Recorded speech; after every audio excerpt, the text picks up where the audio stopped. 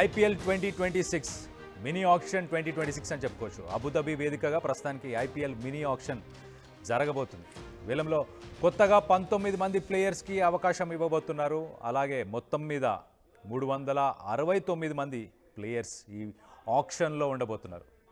మరి ఈ mini ఆక్షన్లో hot టాపిక్గా ఇప్పుడు క్యామరాన్ గ్రీన్ను దక్కించుకునేందుకు అన్ని టీమ్స్ పోటీ పడుతున్నాయి. రేస్లో గ్రీన్తో పాటు ఇటు లివింగ్స్టన్ అలాగే వెంకటేష్ అయ్యర్ వీళ్ళందరి కోసం టీమ్స్ అన్ని పోటీ పడుతున్నాయి. మినీ వేలంలో కొత్త రూల్స్ తీసుకొచ్చింది ఇటు బీసీసీఐ కూడా.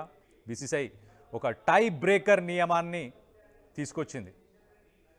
టై బ్రేకర్ కొత్త కండిషన్ అని చెప్పుకోవచ్చు. ఒక ప్లేయర్ 2 కంటే ఎక్కువ జట్టులతో బిడ్ టై అయితే గనక, అంటే ఒక ప్లేయర్ని 2 టీమ్స్ కనుక బిడ్ చేసాయి అనుకోండి, ఒకవేళ అది టై అయితే కనుక ఆ ప్లేయర్ను కేటాయించేందుకు ఒక సీక్రెట్ బిడ్ విధానాన్ని కూడా ఇప్పుడు పెడుతున్నారు.